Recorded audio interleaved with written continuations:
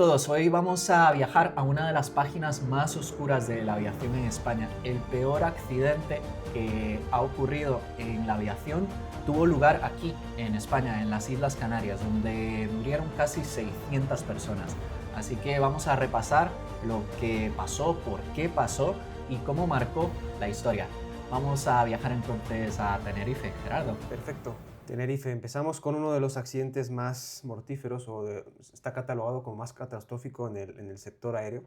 Creo que esta es bastante conocido, se ha hablado bastante sobre el tema y se seguirá hablando porque es un claro ejemplo de que un montón de sucesos y cadenas cuando fallan en un vuelo o en cualquier trayecto puede causar un accidente. Para poder situarnos un poco en esa época, en 1977, en marzo, en Canarias las Islas Canarias estaban pasando por una etapa de problemas de independentismo de las Islas Canarias. Bueno, no sé si a gente le suena, pero había grupos terroristas que estaban amenazando en esa época el aeropuerto de Gran Canaria. De hecho, pusieron una bomba en una floristería y llegó a explotar. Bueno, hubo 8 fallecidos.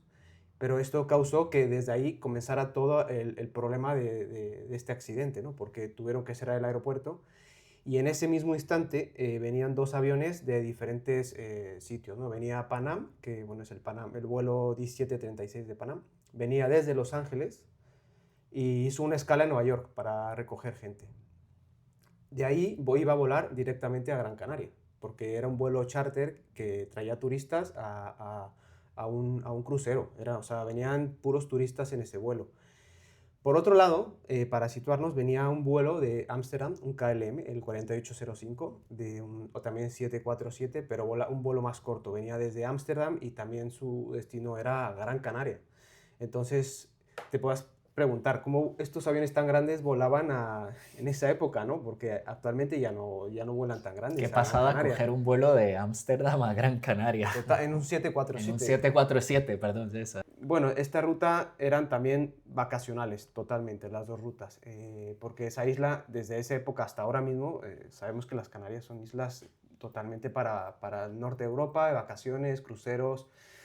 Bueno, es un poco lo que había en esa época, pero lo que pasó es que, debido a lo que conté al principio, la bomba hizo que cerrara el aeropuerto por unas horas y estos aviones ya estaban cerca. De hecho, tuvieron que hacer varias vueltas en el aire para intentar aterrizar, pero vieron que no se podía y los desviaron al aeropuerto de Tenerife Norte, que ahora, bueno, antiguamente se llamaba Los Rodeos, ahora es Tenerife Norte. Pero el problema de este aeropuerto es que no estaba preparado para recibir tantos aviones y recibir aviones de ese tamaño, porque en esa época era una pista nada más, había poco lugar para estacionar todos los aviones, entonces se saturó.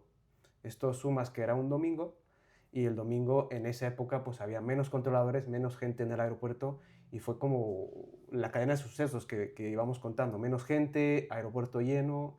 Llegaron de golpe también porque había aviones en el aire y no los puedes tener tanto tiempo porque se acaba el combustible y pues tienen que buscar otra isla. Para situarnos un poco también, justo en Tenerife Norte, para los que no conocen las Canarias, tiene un microclima porque está el Teide y es como Tenerife Sur y Tenerife Norte son como 2 países distintos. El Tenerife Norte es todo verde, montañas, clima, hay muchísima niebla, humedad, y el sur es un desierto, sol y donde están las playas.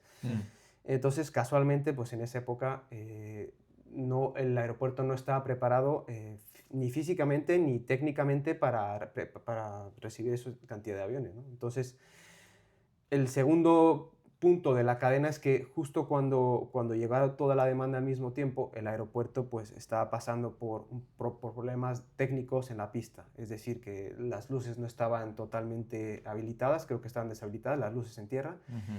En esa época pues era un aeropuerto pequeño, no tenía habilitado lo que le llaman el radar de tierra, que es los controladores pueden ver dónde están los aviones, o sea, en tiempo real, lo ven en puntitos, van viendo cómo se van moviendo a lo largo de la pista. Justo ese día empezado a haber mal clima, empezaba a haber mal tiempo. En ese momento no se sabía que iba a haber esa neblina porque esto pasa, como lo digo, un microclima. En un par de minutos tienes una nube y no ves nada. Efectivamente. Entonces, hasta este día, o sea, es hasta algo ahora habitual, sí, vamos, sí. Que no ha cambiado en las Canarias, que tienen ese problema operativo en Tenerife de que el tiempo te cambia en cuestión de minutos, se cierran las nubes, bajan y es que no se ve nada. Total. Tal cual. Entonces, si le sumamos que no tenían radar en tierra, las luces estaban estropeadas y era un domingo con mucha saturación, menos gente trabajando, pues todo esto sigue sumando a la cadena. Eso no quiere decir que los controlables hayan hecho mal su trabajo, no. Simplemente pues tenían más trabajo de lo habitual y eso pues requiere más dedicación en lo que están haciendo.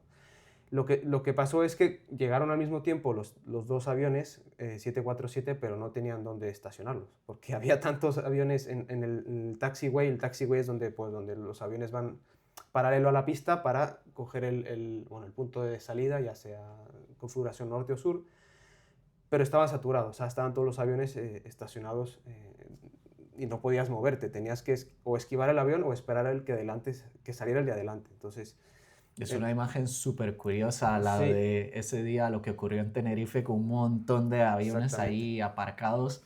Yo creo que solo ocurrió algo similar, por ejemplo, el 9/11, que en muchos aeropuertos, cuando se emitió la orden de que todos los aviones tenían que aterrizar cuanto antes, en muchos aeropuertos ocurrió esa situación. O con el COVID incluso. Y con el COVID también, que de pronto vimos aviones aparcados en las pistas como tal. Incluso, en Barajas se veía, en algunas pistas también, cuando cerraban las pistas, pues tenías que poner los aviones en algún lugar, claro. Claro.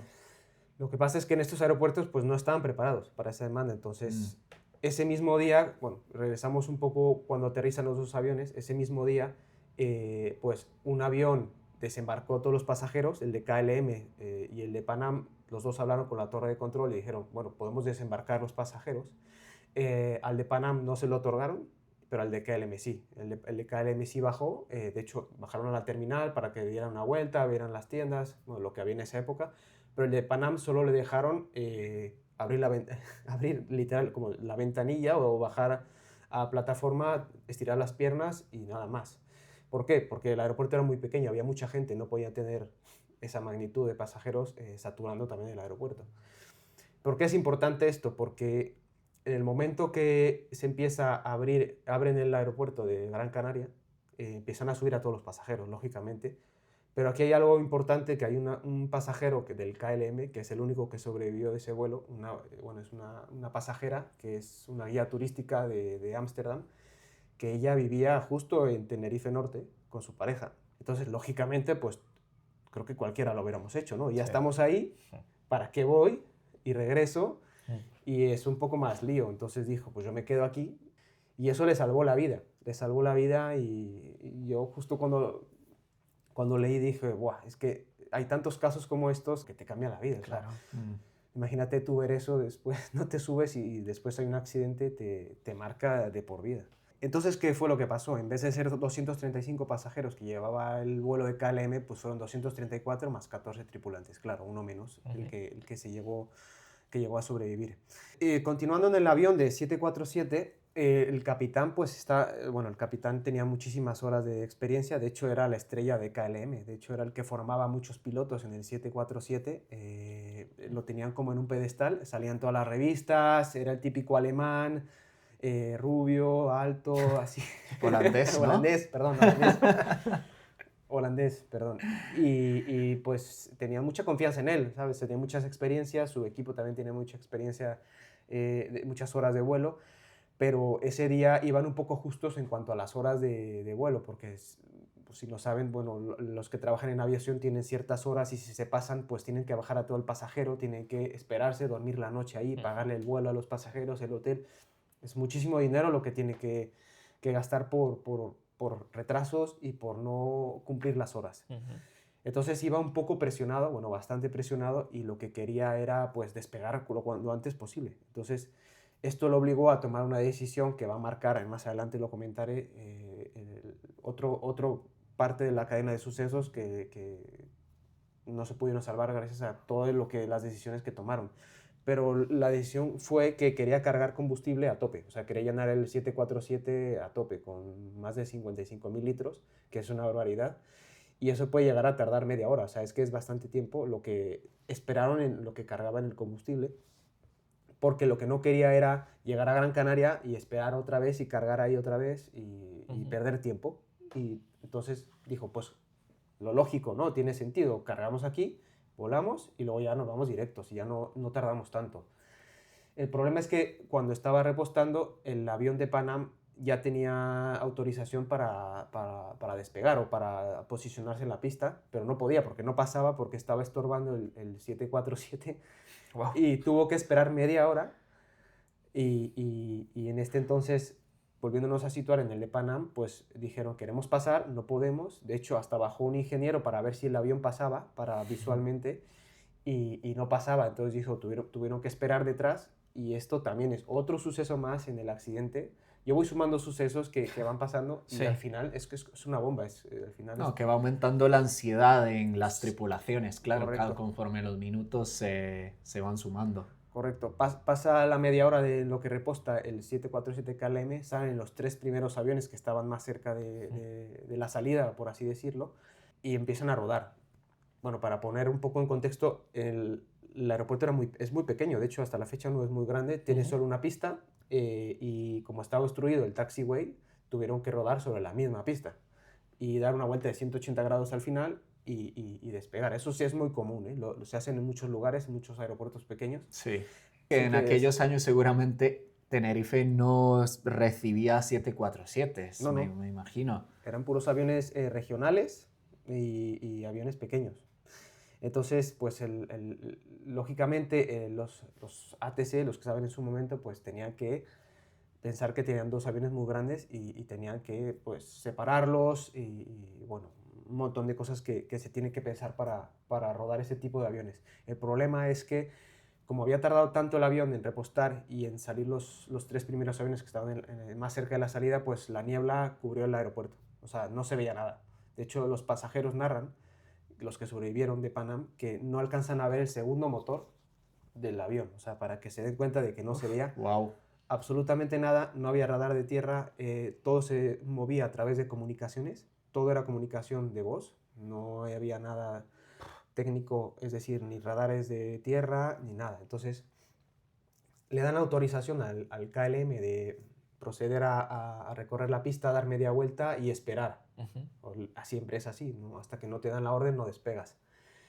Al mismo tiempo, pues detrás venía el de Pan Am, el 747 de Pan Am, y le habían dicho que se saliera por la tercera salida, pero la tercera salida, el problema es que estaba en el sentido contrario, para los aviones que aterrizan en el lado contrario poder salir más fácil. Entonces, lógicamente, pues un avión de esta envergadura no puede dar una vuelta de más de 180 grados en una salida muy angosta. Entonces, esto los obligó a seguir y intentar salir por la cuarta salida que sí estaba marcada para los aterrizajes de ese sentido. Y hubo un problema también, sumando a las salidas, hubo un problema de comunicación, porque en esa época el inglés que tenían, ¿no? Eso lo comentan, el inglés que había en la torre control con el vuelo americano, pues hubo un problema de comunicación, porque no sabían si dijeron first o first o first y se confundió entre primera y tercera. Y dijeron, bueno, seguramente dijo, pasando la primera, 3 más, o sea, la cuarta, y eso fue el malentendido que entendieron. Claro, güey, vieron que la tercera no tenía sentido, dijeron, pues la que sigue tiene sentido. Eso es lo que obligó a que el avión siguiera en pista cuando el otro avión empezó bueno, ahora narro la otra parte del KLM, que cada uno tiene su historia. Pero bueno, entonces el avión iba recorriendo la pista, entonces se saltó la tercera, pero al mismo tiempo el KLM pues entendió también un problema de comunicación, porque en esa época, bueno, en los radios tú siempre son 2 personas, 1 y 2, pero en ese entonces había 3 personas en la misma comunicación. Entonces, si habla uno y habla el otro al mismo tiempo, el otro escucha interferencia. O sea, es un problema muy común, Sí. porque los radios de los ATC es como walkie-talkie, tú hablas y hasta que no dejas de hablar, el otro puede hablar. Entonces, fue un problema de comunicación también. Ese es otro hecho más en la cadena. Entonces, hubo un problema de comunicación porque el KLM había entendido la palabra takeoff, pero no, era si ya estaban listos para despegar al takeoff. La palabra takeoff, nunca dijeron que podían despegar. Entonces hubo un malentendido, el capitán escuchó takeoff con el ruido del ruido que comenté, que mientras hablaba con el Pan Am, pues solo escuchó takeoff. Y como tenía el síndrome de la prisa, ya se quería ir, Claro. lo obligó a Hay full potencia. hay un aspecto anímico ahí, ¿no? Sí. Es lo que dices tú, que se ha ido como, se fue haciendo bola, ¿no? Todo el aspecto Sí. anímico suyo, que quizás esa prisa de, pues lo que decías tú, ¿no? De Claro. cargar el tanque para no tener que volver a pasar por algo, una situación de volver a esperar, ¿no? Que verlo desde tu punto de vista tiene sentido, porque dices, ya para qué pierdo tiempo, Claro. pero ahora sumas todo y es que al final no tenía... No, aquí has Esa- mencionado ya en este ratito una cantidad de factores Sí. que eso se van sumando Claro. Sí, y que derivan pues finalmente con el accidente, pero que pequeñas cosas como a mí el third first, por ejemplo, Third first. me llama muchísimo la atención y claro, mira que sí, a veces puede ser complicado en persona, para quien no sea nativo de un Sí. idioma, tal, en una radio es que Claro. es fácil imaginar cómo se prestaba para confusión Súmale cosas que- tan claro, simples. súmale la prisa que tenían los dos pilotos, súmale la niebla, súmale un aeropuerto pequeño, no lo conocían, o sea, todo suma. Sí. Entonces, el ingeniero de comunicaciones del 747 de KLM, situándonos ahora en el avión de KLM, le dijo al capitán, dijo, ¿qué haces? Pero no nos han dado autorización. Entonces, volvió a frenar el avión, pero bueno, eso fue en ese momento. Después volvió a entrar otra comunicación donde estaban hablando con el vuelo de Panam, donde bueno, también se volvió a cortar la comunicación porque había una interferencia brutal. Justo ese día había interferencia y el piloto decidió, el capitán decidió no lo voy a decir, por sus huevos, despegar porque él creyó que ya estaba libre por la interferencia. Entonces da full poder a los 4 motores del 747 y en ese momento, 20 segundos después, otra vez el ingeniero escucha la palabra, pero no era la transmisión para ellos, sino escucha porque puedes escuchar lo que dicen los otros aviones. Entonces Claro. escuchó la palabra del Panam, seguimos en la pista, cuando salgamos les avisamos. Entonces dijo, oye, que puede ser que siga el 747 ahí y no nos hemos enterado. Dijo, no, ya estamos. Como que ignoró un poco porque tú ponte a pensar, un capitán que te diga a alguien con menor rango o con menor experiencia algo, como que no te lo tomas tan... Como que yo mando aquí y ya estaba desesperado, ya se quería ir, ignoró todo. Entonces, Suena a desesperación absoluta. Sí. totalmente. Entonces, de hecho, bueno, ahora hablaré de eso, de quién tuvo la culpa, ahora hablaré de eso. Entonces, ¿qué fue lo que pasó? Pues se encontró el 747 con el Panam en la pista.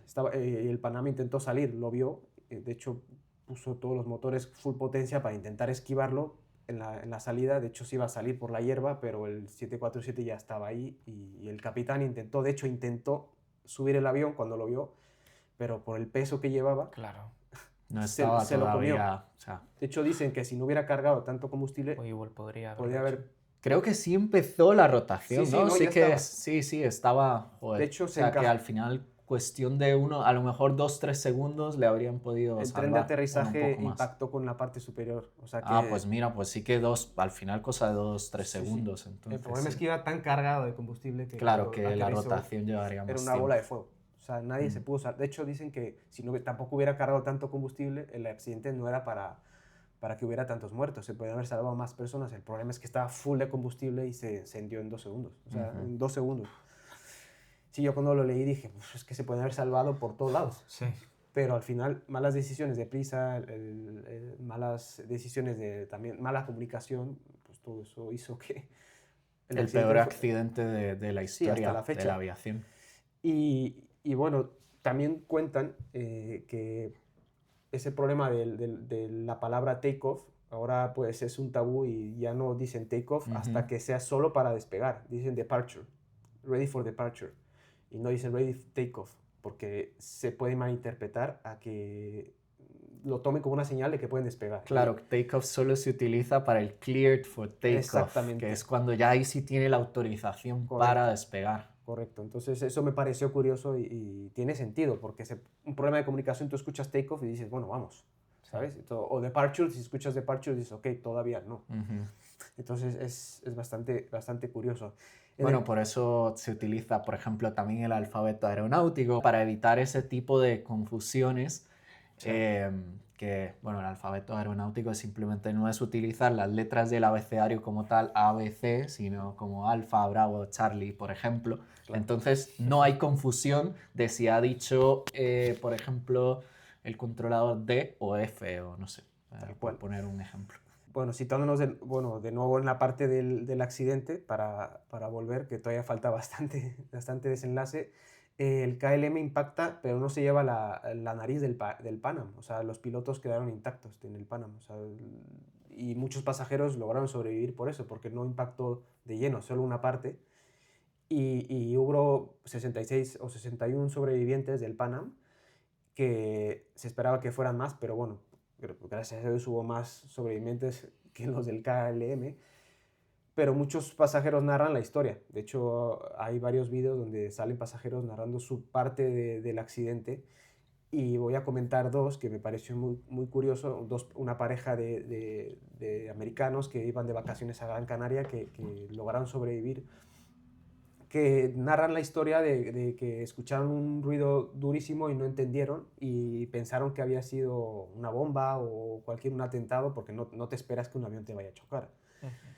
Y ellos sobrevivieron porque lograron ver un agujero que se hizo en el fuselaje, y vieron las alas. Entonces lograron salir por a través de las alas, porque tú, si ves desde arriba, intentas brincar, te rompe las piernas. Entonces tienes que buscar la manera de por dónde bajar. Entonces, pues si bajas tú por las alas, puedes deslizar un poco y ya la altura no es tan alta. Entonces lograron escapar por ahí. Y ellos cuentan que justo cuando hubo el accidente, los motores seguían funcionando, o sea, seguían teniendo potencia, y el problema es que estaban soltando pedazos metálicos mientras el avión estaba todavía intentando avanzar, cuando estaba destruido.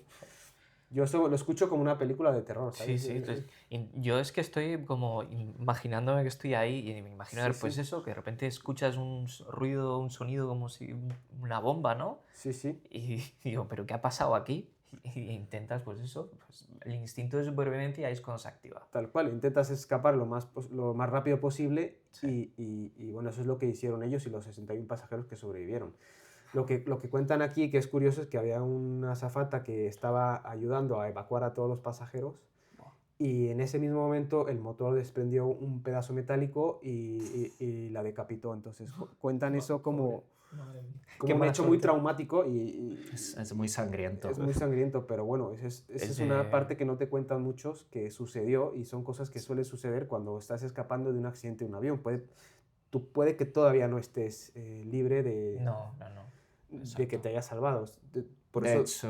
De hecho, pues es muy importante que vayan rápido la emergencia, los bomberos. No, y luego también que los pasajeros, por ejemplo, con el tema de los equipajes, Eso que es. sigue siendo Sí. un tema conflictivo, de que la gente se quiere llevar su equipaje y no se da cuenta que salir del avión es solo la primera parte de sobrevivir, y no solo tú, sino los pasajeros, el resto Sí. del pasaje, que esos segundos que puede llevar que cada pasajero coja su equipaje, pues pueden resultar la diferencia en que los que vienen detrás consigan sobrevivir o no, por ejemplo, o se pinche uno de los toboganes de emergencia, depende eso es lo de peor que te puede lleve. pasar.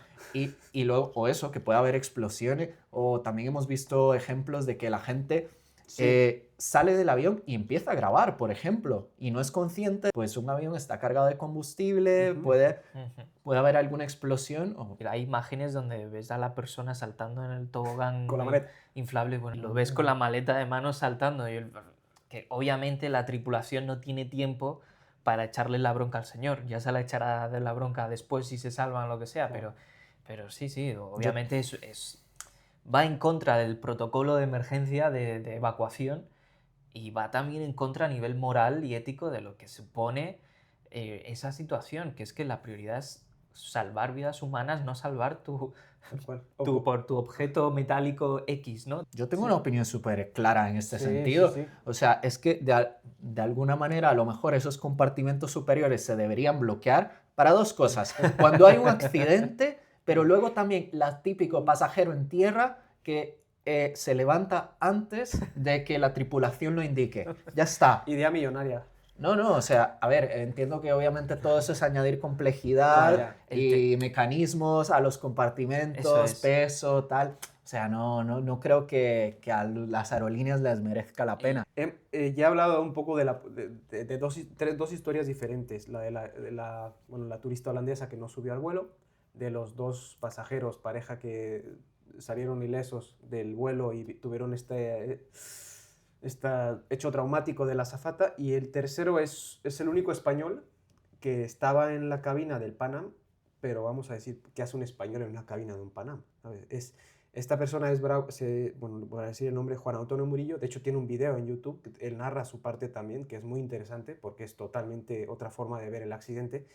Él es un delegado de operaciones charter en Pan Am, en Gran Canaria, pero al ver que el vuelo fue desviado, él cogió un avión en ese entonces, un Fokker de Iberia, rumbo a los rodeos, para ver el avión, recibir el avión. Como él es el encargado de la aerolínea en esas islas, pues tiene una Claro. prioridad de ir a ver qué tal está todo, ¿no? Sí, sí. Y quería volver otra vez a Gran Canaria, entonces por eso termina dentro de la cabina del 747. Entonces esto es otra historia paralela que no venía en el vuelo, pero terminó en el accidente, y es el único español que estaba en ese vuelo.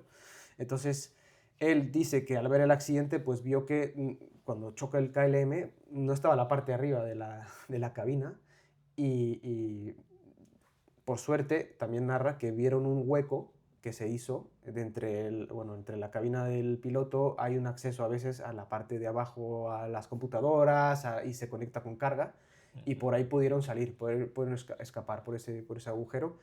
Y es curioso, ¿no? Como alguien que no era ajeno al accidente termina dentro de un avión y Acabó termina ahí. en un accidente. Y en este caso, pues era un español que, pues, lo contrario a la holandesa guía turística, que se sale y el otro Sí. entra. Entonces, Sí, pero que realmente es una persona que estaba haciendo muy bien su trabajo. claro, Sí. fue a recibir su avión Sí, sí. por parte de su responsabilidad y terminó en el accidente, y por suerte se pudo salvar. Y de hecho hay un video que lo narra de una manera muy interesante, y su punto de vista es impresionante. Como conclusión es que para que haya un accidente en la aviación, se habla mucho, es una cadena de sucesos, no simplemente es un choque y ya está, sino que tuvo que haber pasado muchas cosas por detrás, porque en la aviación hay muchas medidas de seguridad, pero si todas esas cadenas se rompen, Exacto. el porcentaje de que haya un accidente es muy grande. Después de este accidente hay un antes y un después. Como dijimos, cambiaron la palabra take-off o la palabra departure. Lógicamente el aeropuerto fue adaptado, pusieron un radar. Siempre tiene que haber un radar de pista ahora mismo en ese tipo de aeropuertos con esa visibilidad. Creo que después se hizo el aeropuerto de Tenerife Sur para evitar ese tipo de descongestionar por cualquier tipo de desvío. Las Islas Canarias ya sabemos que siempre hay desvíos. Y sobre todo, pues cambió la cultura de que ahora mismo, no importa, sin importar el rango, si un copiloto o ingeniero escucha algo que no es verdad, el capitán tiene que corroborar con doble check. O sea, eso también. O sea, simplemente no es porque yo mando y no te hago caso, sino si cualquiera si escucha algo tiene que volver a revisar. Y eso está bien, o sea, en ese entonces, pues en el 77, pues lógicamente ya fue hace bastante, y la figura de Capitán Dios, pues ya... No, es la conclusión de muchos Sí. accidentes que al final, bueno, por desgracia, ocurre ese accidente, pero lo que viene después de muchos de ellos, pues es el aprendizaje y la mejora de toda la industria por el aprendizaje que se Tal lleva cual. de eso. Entonces, en este sentido, lo has mencionado tú, todo Sí. lo que se ha aprendido de él y las mejoras de los protocolos de seguridad que vino con ello, Sí. pero así ocurre en muchos, no todos, Sí. pero en muchos accidentes, pues oye, para mejorar los procesos futuros. Claro. Y bueno, y ahora para los que tienen curiosidad, bueno, en el aeropuerto, tanto en el aeropuerto de Tenerife Norte como en Ámsterdam, hay un monumento a los muertos, que es como una escalera que se va moviendo hacia arriba, que es como las personas que ayudaron. También en la parte de Canarias hay mucha gente en Tenerife Norte que ayudó a donar sangre a muchos pasajeros, salvaron vidas. Entonces hay un monumento. Yo no lo he visto porque solo he ido una vez a Tenerife Norte, pero está bastante chulo, y está tanto en Ámsterdam como en Tenerife Norte. Entonces, esa es un poco la narración desde otro punto de vista de los pasajeros y espero Sí, está chulo. que no se repita. Sí, yo creo que lo bueno, ya por hacer ahí Sí. marca país, España siempre es uno de los ciudadanos españoles siempre somos de las personas que en Tal situaciones críticas que mejor responde a nivel de donaciones de sangre, Sí. donación de órganos incluso. Somos de las personas, de ciudadanos en general que siempre está ahí, y esto es un claro ejemplo. Claro. Siempre en emergencias, que pues obviamente tenemos muchas diferencias en España, pero en eso en concreto realmente respondemos, y eso está Claro. muy bien porque esto es un claro ejemplo. Este accidente que les he comentado ha sido uno de los más mortíferos, no solo a nivel España, sino a nivel mundial. Y Realmente es solo equiparable al Exactamente. 911, que también, bueno, se considera en buena medida un accidente aeronáutico, Correcto. pero bueno, por causas evidentemente muy distintas. Y si quieren saber más accidentes de este estilo que han causado impacto a nivel mundial, no olviden suscribirse al canal, darle a la campanita y esperarnos en el próximo capítulo. También estamos en Spotify y nada, estar pendientes del canal. Venga, Hasta la próxima. hasta luego.